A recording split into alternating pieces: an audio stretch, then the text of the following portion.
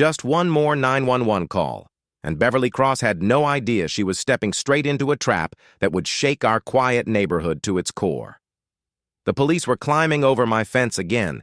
This was the third time in just a single month, claiming that the HOA had requested a check for vegetation violations along our property line. Emma glanced up at me from her spot at the breakfast table, her wide eyes full of worry, the same expression she'd worn too many times lately while watching her dad being harassed by our overbearing neighbor. My stomach twisted, a cold, familiar knot tightening inside me. We both knew exactly what was coming through that kitchen window. Through the glass, we watched Officer Martinez approach, stepping carefully over our lawn. He looked increasingly uncomfortable, his jaw tight, shoulders tense, clearly tired of these repetitive visits. Trailing behind him like a persistent shadow was Beverly, armed as always with her signature hot pink clipboard, a shiny metal measuring, tape swinging from her hand, and a phone recording live to her Facebook audience. She strutted forward like a stage performer, narrating her own investigation with the dramatic flair of someone auditioning for a reality TV show. For 2 years, Beverly had acted as Oakwood Heights' self-appointed watchdog, but ever since she'd assumed the HOA presidency 6 months ago, her antics had escalated from annoying to downright aggressive. A real estate agent by trade and a control freak by nature, she had convinced herself, and tried to convince everyone else, that she was protecting property values and maintaining community standards. But as I would soon discover, her obsession with our fence had nothing to do with anyone else's property. It had everything to do with her own, much darker agenda. Beverly approached every real or imagined violation like a drill sergeant hunting for criminals, armed with her clipboard and her measuring tape. Her daily Facebook live streams had become a bizarre blend of annoyance and unintentional comedy for the neighborhood. She would theatrically announce updates to an audience mostly made up of eye-rolling neighbors who tuned in simply for entertainment. "Here we go again, Dad," Emma whispered, setting down her fork and instinctively grabbing her phone. My daughter had become an expert at documenting Beverly's harassment. Her curiosity and tech-savvy skills had transformed into our unofficial defense system. At 12 years old, she understood better than most adults that in a world ruled by self-important neighbors, evidence was our strongest ally. Officer Martinez climbed the fence with practiced ease, his posture resigned, as though he already knew this would be another waste of his time. Beverly, meanwhile, was in full performance mode. She gestured dramatically toward our fence, narrating in her loud, sing-song voice so that her online audience could hear every exaggerated word. "Morning, Tyler," Martinez greeted me as he landed on the other side, his tone polite but weary. "The HOA mentioned there might be some vegetation issues near your property line. I know it's getting old, but I have to check it out." The moment his boot pressed against the specially marked boundary brick, Emma and I heard the soft beep we had been waiting for. The pressure sensor she had cleverly installed after Beverly's first harassment campaign had triggered exactly as intended. Our hidden cameras switched to live mode, streaming to a private TikTok account Emma had created just for these occasions. Beverly had no idea that her latest stunt, carefully orchestrated for her online followers, was now being recorded by technology far beyond her amateur setup. She was unknowingly building the evidence that would soon become the cornerstone of our counterattack. I didn't yet realize that Beverly's repeated calls to the police were far from random. As I would uncover later through city planning records, each of her visits had been meticulously timed, designed to establish a paper trail in support of a much larger, more sinister scheme. She wanted to acquire our property, and several others, using fear and fabricated violations to pressure homeowners into selling below market value. Every officer, every citation, every loud complaint was part of her calculated plan. She had turned our legally compliant fence into a roadblock for her grand strategy. But Beverly had overlooked one key fact. She was targeting a former city planning engineer. I had spent years studying the system from the inside, and now that knowledge would become my secret weapon. After Officer Martinez left, apologizing for yet another unnecessary intrusion, I continued tidying along the property line. That's when I noticed something unusual in the soil. Half buried and corroded, a small piece of metal glinted at me like an overlooked relic. At the time, I barely registered it, tossing it into my toolbox as Emma and I talked quietly about how the harassment had grown in intensity. That little piece of metal, buried and forgotten, would eventually lead us straight into a conspiracy far larger than petty neighborhood bullying. Emma began uploading the morning's footage to her private account, carefully editing together Beverly's failed theatrics and Officer Martinez's obvious discomfort into a compelling record of harassment. I, on the other hand, made a decision that would change everything. I was done being a victim. No longer would Beverly Cross intimidate me with a pink clipboard and a measuring tape.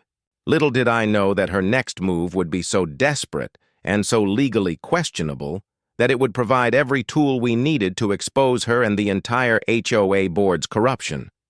Our struggle over a fence was about to escalate into a full-blown showdown. I watched Emma carefully organize her footage, her young face serious beyond her years. "Dad," she said quietly, "we're going to need a lot more evidence." She had no idea just how right she was. The evidence we needed was literally buried beneath our feet, waiting for the right moment to emerge and change everything. That evening, while Beverly smugly believed her plan had succeeded, I began digging through municipal records and HOA files that she assumed no one would ever read. What I discovered explained more than just her hatred for our fence. It revealed a deeply rooted network of corruption that could drag the entire HOA down. My years as a civil engineer and my experience with city planning suddenly became crucial. Accessing databases most residents didn't even know existed, I found building permits, easement agreements, and property records that told a story of calculated manipulation. Every violation Beverly had arbitrarily enforced, every variance she pushed, every property dispute she meddled in, it all formed a pattern of abuse. Our fence, the one she claimed was illegal, was in fact protecting something far more valuable than privacy: the truth. Later that afternoon, we visited Mrs. Chen, our 70-year-old neighbor, for tea. Her hands trembled slightly as she poured chamomile, and her eyes twinkled with knowing wisdom. "That Beverly woman," she whispered, "came to my house at 5 a.m. last month with that ridiculous measuring tape." Either age or indignation. But before she started measuring my roses, she asked if I'd be interested in selling my house. Said she had a buyer who was offering well below market value but could close quickly. When I told her I wasn't interested, that's when she suddenly discovered all these violations in my garden. Mrs. Chen's revelation was exactly what I needed to understand. Beverly's true motivation. This wasn't about property maintenance or community standards. This was about forced buyouts and neighborhood manipulation on a scale that bordered on criminal. Beverly's Facebook activity that evening provided unintentional comedy relief from our serious investigation. She posted a rambling status in all capital letters. "Some people don't respect community standards. Certain neighbors think they can ignore HOA rules just because they have fancy jobs." The post received 73 laughing emoji reactions from neighbors who were clearly enjoying Beverly's meltdown more than supporting her cause.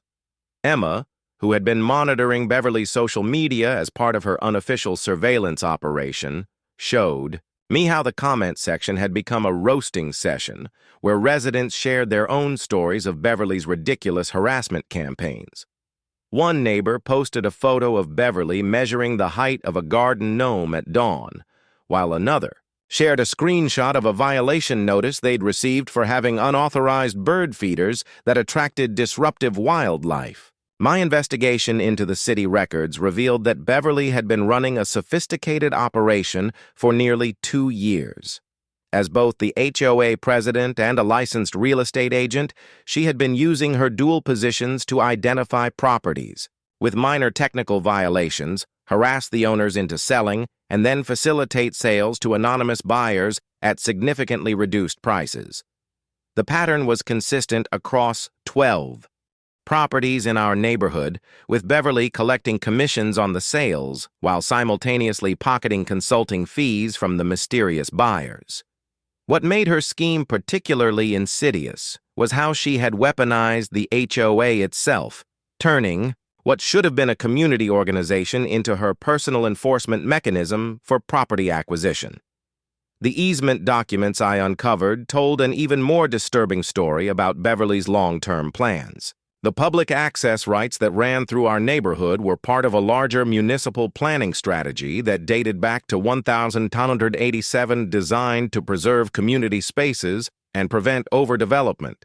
Beverly had been systematically violating these easement requirements, approving construction projects that blocked public pathways and created illegal barriers to community land. Our fence, ironically, was one of the few property improvements that actually protected these easement rights rather than violating them. When Beverly called the police to harass us about vegetation violations, she was actually trying to eliminate one of the legal obstacles to her neighborhood acquisition scheme. Emma's role as my research assistant revealed a maturity that both impressed and worried me. She organized documents with the efficiency of a paralegal, created digital folders for different types of evidence, and even started spreadsheet tracking Beverly's harassment patterns across the neighborhood.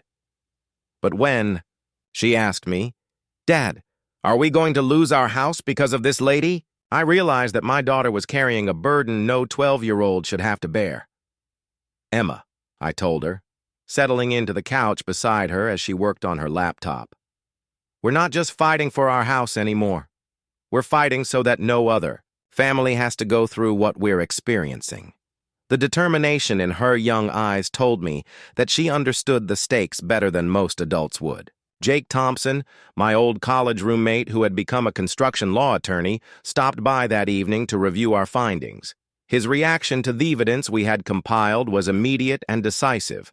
"Tyler, this isn't just neighborhood harassment. Beverly has been running what amounts to a real estate fraud operation using the HOA as cover. The easement violations alone could result in criminal charges. And if she's been taking kickbacks from developers, we're looking at federal wire fraud." Jake's legal perspective transformed our defensive position into something much more powerful. We weren't just victims trying to protect our property. We were witnesses to a criminal enterprise that needed to be exposed before Beverly could harm more families. The weight of what we had discovered kept me awake that night, staring at the ceiling, while Emma slept peacefully in the room next door. Beverly Cross had built her entire operation on the assumption that her neighbors were too intimidated, too busy, or too ignorant of their rights to fight back effectively. She had counted on people like us simply accepting her authority and complying with her demands rather than investigating the legal foundation of her power. But she had made one crucial error in judgment. She'd chosen to target someone who understood the system well enough to use it against her. As I finally drifted off to sleep, I was already planning the construction project that would turn Beverly's own tactics against her. A project that would be completely legal, absolutely justified, and utterly devastating to her carefully constructed scheme. Beverly Cross had lived a lie to the entire neighborhood for 2 years, but when she decided to live stream her confrontation with me on Facebook to clear her name, she accidentally created irrefutable evidence of everything she'd been hiding. The emergency HOA meeting she called for that Thursday evening was supposed to be her moment of vindication, her chance to publicly expose me as the troublemaker who was disrupting her perfectly ordered community. She had spent 3 days preparing, her presentation complete with printed photos of our fence, highlighted copies of HOA bylaws, and a PowerPoint slideshow that she planned to broadcast live to prove that I was the real villain in this neighborhood drama. What Beverly didn't anticipate was that I would arrive armed with the easement documents, property records, and a detailed analysis of her real estate transactions that would turn her public relations stunt into a confession. The community center. Meeting room buzzed with an energy I had never seen before as neighbors filed in, many carrying their phones and laptops, clearly planning to document whatever drama Beverly had promised them. Emma sat in the back row with her tablet, ostensibly doing homework, but actually recording everything through the device's front-facing camera, a technique she had perfected during Beverly's previous public meltdowns. Beverly positioned herself at the front of the room like a prosecutor about to deliver a closing argument. Her pink clipboard prominently displayed on the podium alongside her measuring tape, which she had polished to a mirror shine for maximum dramatic effect. Her Facebook live stream was already running, showing 847 viewers, including what appeared to be most of our neighborhood, and a surprising number of people from other communities who had apparently heard about our ongoing fence war through social media. "Ladies and gentlemen," Beverly began, her voice carrying that artificial authority she had perfected over 2 years of HOA tyranny. "We are here tonight because one resident thinks he can ignore our community standards and disrespect the property. Values we all work so hard to maintain." She gestured dramatically toward me as if I were a criminal defendant, then launched into a prepared speech about fence heights, vegetation management, and neighborhood harmony that would have been convincing if it weren't completely fabricated. I sat quietly, letting her build her case, while the easement documents in my folder seemed to grow heavier with each false accusation she made. The irony was delicious. Beverly was using social media to broadcast her own destruction to an audience that would soon witness her complete humiliation. When Beverly finally opened the floor for my response, I stood up calmly and walked to the front of the room carrying the manila folder that contained 2 years of her fraudulent activity documented in official city records. "Thank you, Beverly," I said, my voice steady despite the adrenaline coursing through my system. "Before we discuss my fence, I think the community deserves to know about the 12 properties you've helped force into below-market sales, the easement, violations you've approved for personal profit, and the kickback scheme you've been running through your real estate business." The room went completely silent, except for the soft hum of Beverly's live stream, which was now broadcasting her stunned expression to nearly 1,000 viewers who were about to witness the most spectacular neighborhood drama meltdown in suburban Denver history. Beverly's reaction was everything I had hoped for and more than I could have scripted. Her face cycled through confusion, denial, anger, and panic in the span of about 15 seconds, while she tried to process how her carefully planned ambush had become her own public trial. "That's completely false," she stammered, but her voice had lost all its artificial authority and now carried the desperate pitch of someone who knew they had been caught.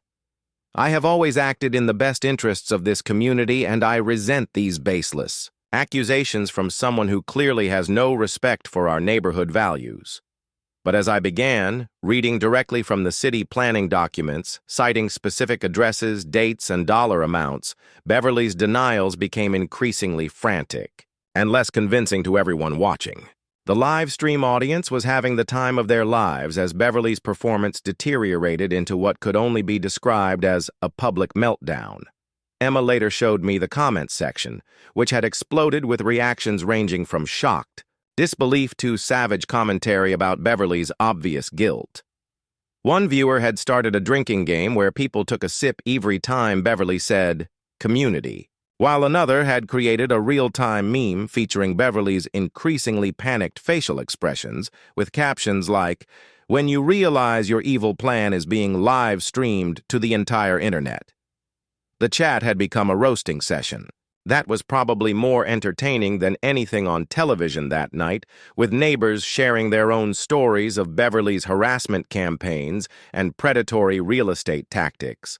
Mrs. Chen, who had been sitting quietly in the third row, stood up during the question period and delivered what would become the most quoted line of the entire evening. "I knew something was wrong when she measured my roses at 5 in the morning, but I had no idea she was running a criminal enterprise out of her clipboard. The laughter that followed was genuine and cathartic, the sound of a community finally able to express their frustration with Beverly's reign of terror without fear of retaliation. Other neighbors began sharing their experiences, painting a picture of systematic harassment, financial manipulation, and abuse of authority that went far beyond simple HOA overreach and into the realm of organized fraud. Jake Thompson, who had been watching the live stream from his office, called me during a brief recess to confirm what we both suspected. Beverly's public statements were creating a legal nightmare for her that would be impossible to escape. She's admitting to modifying HOA decisions for personal benefit. He said, his excitement evident even through the phone. Everything she's saying on that live stream can be used as evidence in both criminal and civil proceedings. She's basically prosecuting herself in front of 1,000 witnesses. When I returned to the meeting, Beverly was desperately trying to end the live stream, but her technological incompetence meant she kept accidentally zooming in on her own panicked face while hundreds of viewers watched her fumble with her phone controls. The meeting ended with Beverly in tears. The live stream was finally terminated after 47 minutes of self-incrimination, and the community demanded her immediate resignation from the HOA board. As neighbors filed out, many stopped to thank me for finally standing up to Beverly's bullying. But I could see in their faces that this wasn't really about gratitude. This was about relief. The collective exhale of a community that had been holding its breath under Beverly's authoritarian rule for too long. Emma packed up her tablet with the satisfied expression of someone who had just documented history in the making, while Beverly sat alone at the front of the room, staring at her pink clipboard as if it might contain some magic solution to her rapidly deteriorating situation. Walking home that evening, I realized that the fenceware had evolved into something much larger than neighborhood harassment or property rights.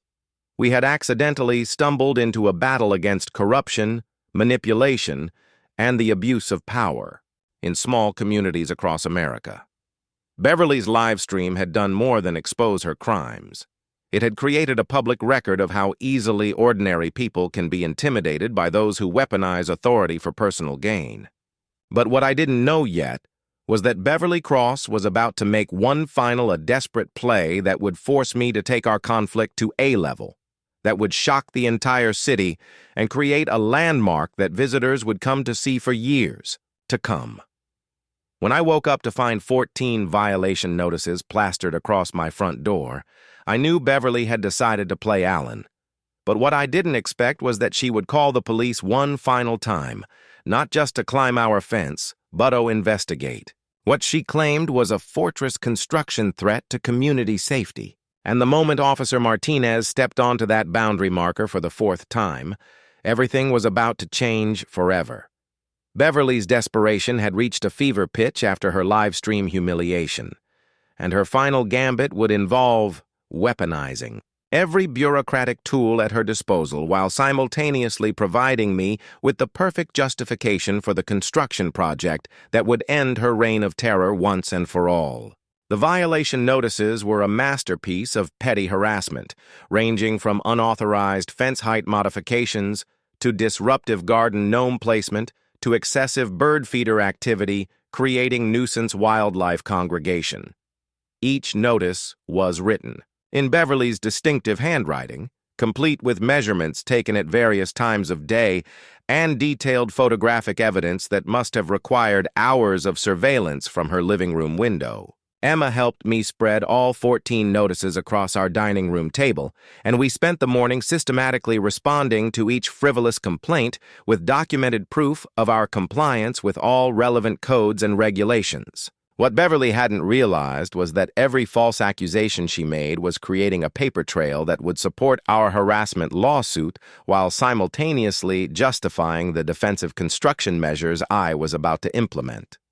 Jake Thompson arrived that afternoon with a briefcase full of legal documents and the kind of predatory smile that defense attorneys get when their opponents hand them a perfect case. "Tyler," he said, examining Beverly's violation notices with obvious delight. She's just given us everything we need to file both criminal harassment charges and a civil rights lawsuit. But more importantly, she's created the legal justification for any reasonable defensive measures you might want to take to protect your family from further harassment. We spent 2 hours crafting our response strategy, which included filing a construction permit for what we euphemistically called privacy fence modifications, but which would actually result in a 10-meter concrete barrier that would be completely legal, under current zoning laws and absolutely devastating to Beverly's property manipulation schemes. The permit application is submitted to the city planning department was a thing of beauty.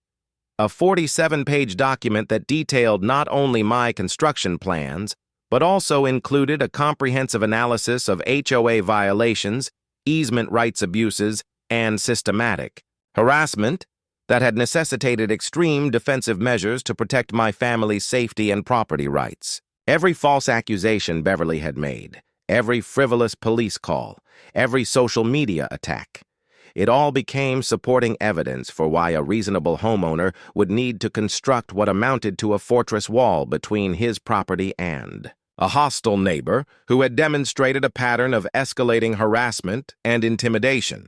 The city planning office, which had been quietly investigating Beverly's HOA activities since our public meeting, fast-tracked our permit with an efficiency that suggested they were eager to see how this neighborhood drama would play out. Beverly's reaction to our permit application was swift and predictable. She called 911 at 6:30 in the morning, claiming that I was constructing an unauthorized fortress that poses a threat to community safety and property values. The dispatcher, who had apparently grown tired of Beverly's frequent calls, referred her to the city planning department, where she was informed that our construction was not only legal, but had been expedited due to documented harassment concerns. Officer Martinez, who had been assigned to respond to her complaint, arrived at Tour House with the weary expression of someone who had finally reached his breaking point with Beverly's manipulation of police resources. Tyler Officer Martinez said, quietly as he approached our fence, for what we both hoped would be the final time, "I want you to know that I've spoken with my supervisor about these calls.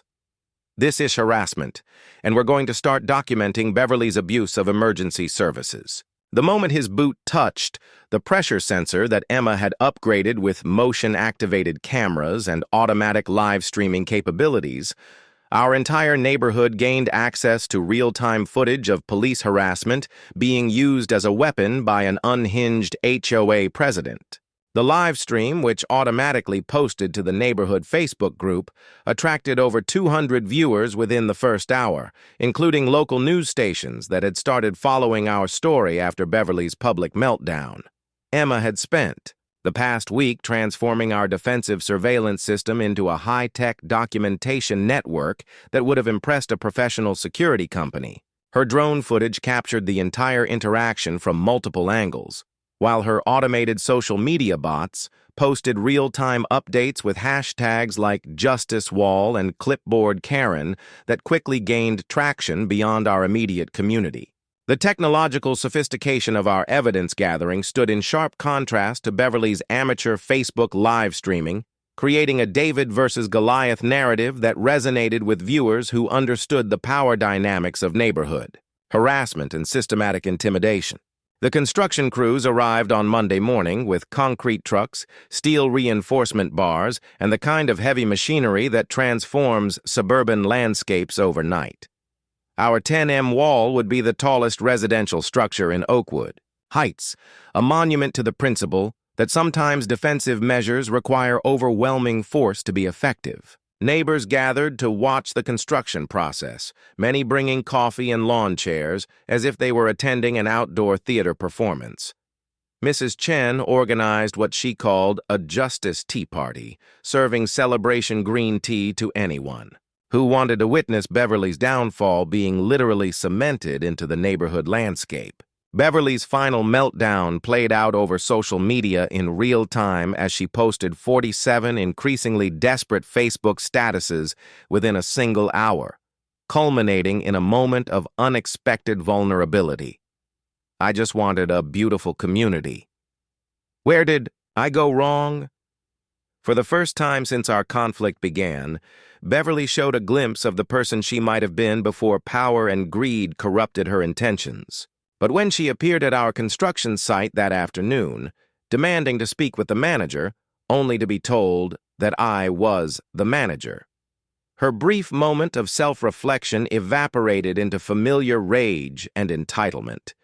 The emotional toll of our battle was evident in both Emma and me as we watched our quiet suburban life transform into a public spectacle that had attracted news crews and curious visitors from across Denver. Emma, who had initially been excited about documenting Beverly's harassment, now seemed overwhelmed by the attention and responsibility she had taken on as our family's unofficial documentary filmmaker. "Dad?" she asked me one evening as we watched concrete being poured. "What if we lose our house because of all this?" Her worry was understandable, but I reassured her that we were not just fighting for our property anymore. We were fighting for the principle that ordinary families should not have to live in fear of corrupt officials who abuse their authority for personal gain. Officer Martinez stopped by that evening, not in his official capacity, but as a neighbor who had witnessed too much harassment to stay silent any longer. "You're doing something important here, Tyler," he said, watching our wall rise against the sunset. "This is bigger than a fence dispute. You're showing people that they don't have to accept abuse from petty tyrants who think a clipboard gives them unlimited power." His words carried the weight of someone who had been forced to participate in Beverly's harassment campaign against his better judgment and was relieved to finally see justice being served through legitimate legal channels, rather than continued intimidation and manipulation. As our 10-meter wall neared completion, transforming our property into what local media had started calling the Justice Fortress, I realized that Beverly's obsession with our fence had accidentally created the perfect symbol for community resistance against corruption and abuse of power. The wall wasn't just protecting our family from harassment, it was serving as a daily reminder to every resident of Oakwood Heights that they didn't have to accept Beverly's authority without question, and that sometimes the most effective response to systemic bullying is to build something so substantial and permanent that it becomes impossible to ignore. City Planning Officer Davis's voice carried the weight of 6 months of investigation when he answered Beverly's desperate call. "Miss Cross, before we discuss Mr. Briggs's permit, we need to talk about your signatures on these easement modifications from 2022.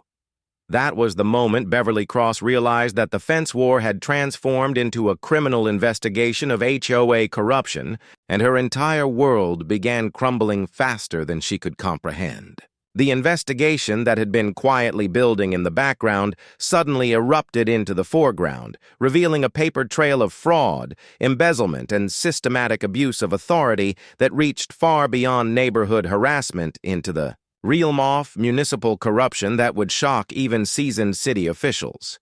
Jake Thompson had been working behind the scenes with the city planning department for 3 months, using Tyler's case as the tip of an iceberg that revealed Beverly's elaborate scheme to manipulate property values and force neighborhood buyouts through fraudulent HOA enforcement. The evidence was overwhelming and meticulously documented. $47,000 embezzled from HOA funds, 12 properties sold under duress through manufactured violations, and a network of kickback agreements with development companies that had been systematically violating environmental and safety regulations with Beverly's approval. What had started as a simple fence dispute had uncovered a corruption scandal that would eventually involve federal investigators and result in criminal charges that could send Beverly to prison for up to 15 years. Emma's technological surveillance network had captured far more than just harassment evidence. Her automated email monitoring system, drone footage, and social media analytics had documented secret meetings between Beverly and developers, recorded phone conversations discussing illegal property acquisitions, and compiled a digital archive of Beverly's attempts to cover up her criminal activities through intimidation and false documentation. The 12-year-old had accidentally become the key witness in a federal fraud investigation.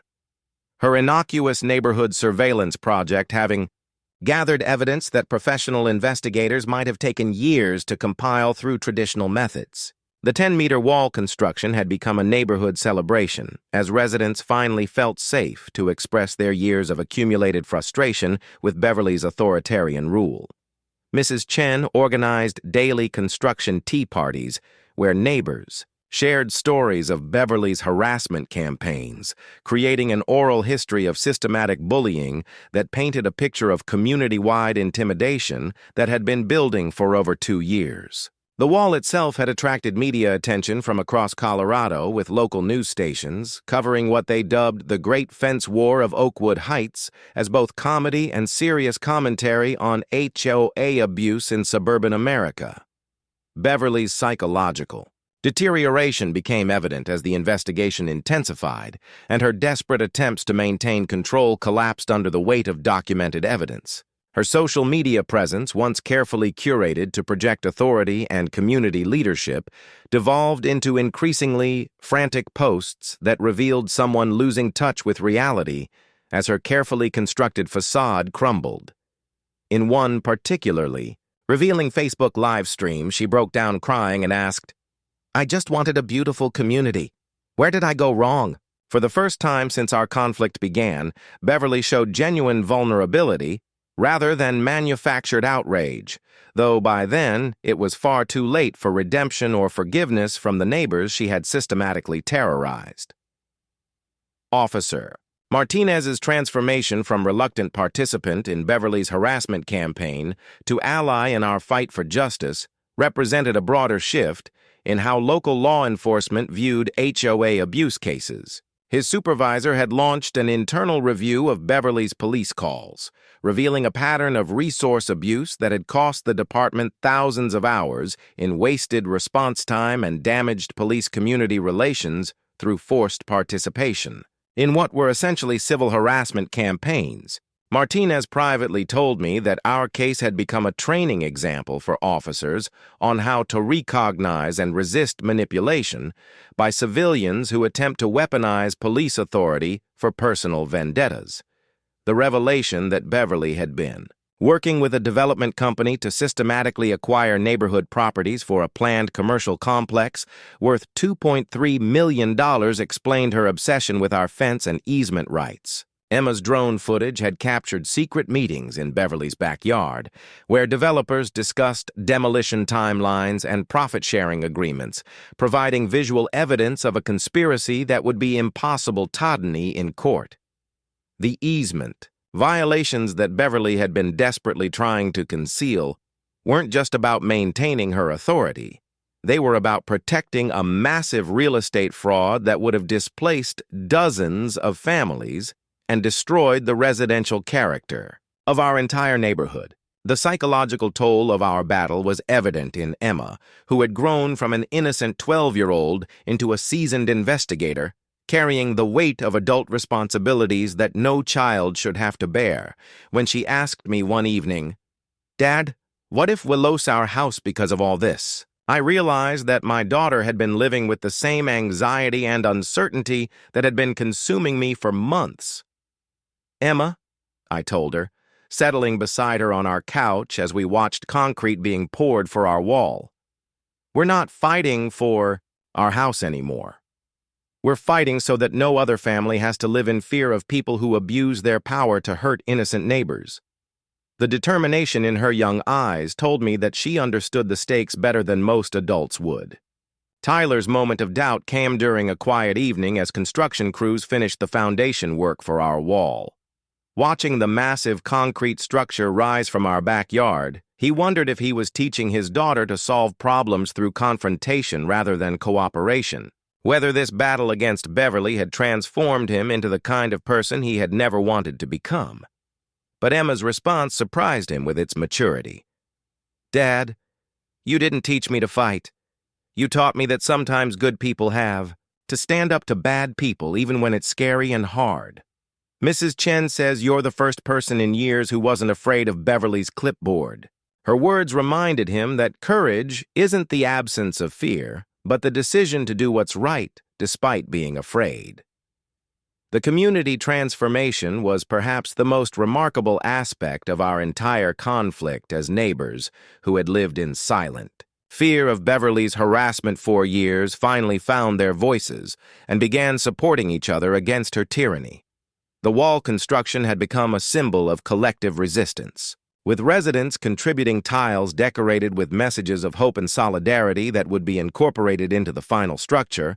Local businesses began offering discounts to supporters of what media had dubbed the Justice Wall, while social media hashtags like Justice Wall and Clipboard Karen spread far beyond our neighborhood to become symbols of grassroots resistance against petty authoritarianism in communities across America. Officer Martinez's evening visit, not in his official capacity, but as a neighbor and friend, provided validation that our fight had significance beyond personal vindication. "You're doing something important here, Tyler," he said, watching our wall rise against the Denver sunset. "This isn't just about stopping one corrupt HOA president. You're showing people that they don't have to accept abuse from anyone who thinks a title or a clipboard gives them the right to terrorize their neighbors. What you've built here will inspire other communities to stand up to their own Beverly Crosses." His words carried the weight of someone who had been forced to participate in harassment against his better judgment and was relieved to finally see justice being served through legitimate legal channels. As our wall neared completion, transforming our modest suburban property into what local media had christened the Justice Fortress, I realized that Beverly's obsession with control had accidentally created the perfect symbol for community resistance against corruption and abuse of power. The 10M concrete barrier wasn't just protecting our family from harassment, it was serving as a daily reminder to every resident of Oakwood Heights that they didn't have to accept authority without question, and that sometimes the most effective response to systematic bullying is to build something so substantial and permanent that it becomes impossible to ignore or dismiss. But I never expected that the final revelation would come from something buried beneath our feet since 1987, waiting for the right moment to surface and expose a conspiracy that would shake the foundations of municipal government throughout the Denver metropolitan area. What would you do if you discovered your neighbor was running a criminal enterprise disguised as community leadership? Drop your thoughts in the comments below and let me know if you've ever dealt with HOA abuse in your own neighborhood. I'm Jason Miller, writing from Chicago, and I appreciate you following this wild journey with us. Stay tuned for the final, where everything comes together in ways none of us could have predicted. Beverly's final phone call wasn't to a lawyer or her family, but to a realtor. And when I overheard the reason through Emma's surveillance network, I understood that our entire battle had never been about the fence at all.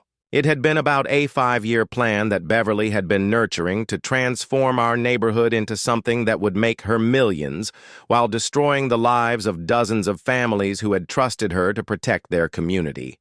Using ground-penetrating radar to ensure our wall's foundation stability, we discovered not just the time capsule I had briefly noticed months earlier, but an entire buried structure that contained documents revealing illegal land grabs dating back to 1987 and evidence of systematic municipal corruption spanning 3 decades. The metal container we unearthed was a treasure trove of evidence that connected Beverly's crimes to a much larger conspiracy involving city planning officials, multiple HOA boards across Denver, and development companies that had been systematically stealing public land through fraudulent easement modifications and illegal property transfers. Jake Thompson's reaction when we opened the container was immediate and decisive. "Tyler, this goes beyond Beverly Cross and even beyond Oakwood Heights. We're looking at a municipal-level conspiracy that involves federal wire fraud, racketeering, and civil rights violations that could bring down half the city planning department." The revelation that our house sat on originally public land that had been illegally sold to private developers in 1987 explained why Beverly had been so desperate to acquire our property and why she had been willing to risk everything to eliminate the legal obstacles our fence represented. Emma's documentation of Beverly's final breakdown provided a heartbreaking glimpse into how power and greed can corrupt someone who might have once had genuinely good intentions for their community. In her last coherent Facebook Live stream before her arrest, Beverly broke down completely and said, "I thought I was building something beautiful for everyone. I thought I was protecting property values and making our neighborhood better. I never meant to hurt anyone, but somewhere along the way, I became the very thing I was trying to protect us from." Her moment of genuine remorse came too late to save her from criminal prosecution, but it revealed the human tragedy beneath her transformation from community volunteer to criminal mastermind who had terrorized her neighbors for personal profit. The federal investigation that followed our discovery expanded to encompass 47 neighborhoods across the Denver metropolitan area, each one controlled by an HOA president who employed the same tactics Beverly had used: systematic harassment, manufactured violations, forced buyouts, and fraudulent property transfers that benefited a network of development companies with connections to organized crime. The pink clipboard that had become Beverly's signature prop was revealed to be part of a standardized intimidation toolkit provided by the development company, complete with measurement devices, violation templates, and social media strategies, designed to maximize psychological pressure on targeted homeowners who refused to sell their properties below market value. Tyler's wall had become more than just a barrier against harassment. It had evolved into a landmark that attracted visitors from across Colorado who wanted to see the monument to one family's successful resistance against systematic corruption. Emma painted a mural on the wall surface that read, "Justice isn't built in a day, but sometimes in a weekend," while neighbors contributed decorated tiles containing messages of hope and solidarity that transformed the concrete barrier into a community art project celebrating victory over tyranny. Local news coverage evolved from comedy to serious investigative journalism, as reporters recognized that our neighborhood dispute had exposed corruption that reached into the highest levels of municipal government. Mrs. Chen's garden along the base of the wall became a symbol of how beauty and community can grow from the decision to stand firm against injustice. Her tea parties evolved into regular neighborhood meetings where residents shared information about HOA abuse and organized mutual support networks to protect each other from future harassment campaigns. The elderly woman, who had seemed so fragile when Beverly first targeted her, had revealed herself to be a retired investigative journalist whose quiet documentation of Beverly's crimes had provided crucial evidence for the federal prosecution. "I've been waiting 40 years for someone like Tyler to come along," she told Emma one evening as they watered the flowers together. "Someone brave enough to build something permanent that says this far and no further to people who think they can intimidate their way to whatever they want." Officer Martinez's career transformation represented the broader impact our battle had on local law enforcement's approach to HOA disputes and civilian harassment complaints. His supervisor promoted him to sergeant and assigned him to lead a new unit specializing in the investigation of HOA abuse cases, with our neighborhood serving as the training ground for officers learning to recognize and resist manipulation by civilians who attempt to weaponize police authority for personal vendettas. Martinez became a frequent visitor to our home, not in his official capacity, but as a friend who had witnessed the power of ordinary citizens to effect extraordinary change through courage, persistence, and strategic use of legal channels. Emma's transformation from innocent 12-year-old to seasoned investigator whose documentary work had helped expose a multi-million-dollar criminal conspiracy impressed everyone who met her. But I worried about the psychological cost of the adult responsibility she had shouldered during our battle with Beverly. When she asked me one final time, "Dad, did we do the right thing?" I realized that my daughter had learned lessons about justice, courage, and community responsibility that most adults never master. "Emma," I told her, as we watched federal agents photographing evidence in our backyard, "you didn't just help expose Beverly's crimes.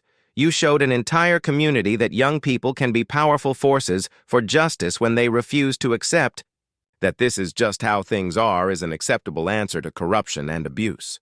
The auction of Beverly's personal effects, including the infamous pink clipboard, became a community fundraising event for HOA reform advocacy, with Emma successfully bidding $1 for the memes and immediately donating the clipboard to the local historical society as an artifact representing the dangers of unchecked authority in suburban America. Beverly's house sold within a week to a young family who appreciated the irony of moving into a home once owned by someone who had terrorized families for trying to create safe, stable lives for their children. The new neighbors immediately introduced themselves by bringing us homemade cookies and expressing their gratitude for making the neighborhood safe for families who just want to live in peace. The revelation contained in the 1987 documents created ripple effects that extended far beyond our immediate community as federal investigators discovered that the illegal land grab conspiracy had affected thousands of properties across Colorado and generated hundreds of millions of dollars in fraudulent profits over 3 decades. Beverly's cooperation with federal prosecutors, motivated by her genuine remorse and desire to prevent other communities from suffering the same systematic abuse, helped expose the full scope of the criminal network and resulted in the arrest of 43 individuals, including city planning officials, HOA board members, and development company executives who had been profiting from the systematic displacement of working families. But the most significant discovery was still buried beneath our wall's foundation. A map showing a network of properties across 7 states, all connected by illegally modified easement rights and all controlled by HOA presidents housed identical tactics, identical equipment, and identical company logos hidden in the corners of their official documentation. The scope of the conspiracy was staggering, a coordinated assault on property rights and community stability that had been operating for decades under the cover of legitimate community governance. Beverly Cross hadn't been a criminal mastermind after all. She had been a foot soldier in an army of corruption that stretched across the American West, targeting suburban communities whose residents were too trusting, too busy, or too intimidated to question the authority of their elected neighborhood representatives. I built a wall to protect my family, but it cracked open a conspiracy that would require FBI task forces to fully investigate. Emma had been right from the beginning. The story was just getting started, and this time, we weren't facing it alone. The 10-me concrete barrier that rose from our suburban backyard had become a symbol of resistance that inspired communities across America to question authority, demand transparency, and build their own walls against the systematic abuse of power that masquerades as community leadership, but serves only the greed of those who would destroy neighborhoods for profit. If you've ever felt powerless against a neighbor who thinks their authority gives them the right to terrorize you, or if you've watched corruption hide behind clipboards and official titles while good families suffer in silence, you're not alone. Tyler's story proves that ordinary people can expose extraordinary corruption when they refuse to accept. That's just how things are. Your voice matters. Your story matters. Whether you're dealing with HOA abuse, workplace bullying, or any system that protects bullies over victims, there are legal ways to fight back and win. Hit that subscribe button if you believe justice is worth building walls for, and ring the notification bell so you never miss stories about real people winning against impossible odds. Share this with anyone who needs to know that standing up to corruption isn't just possible, it's necessary.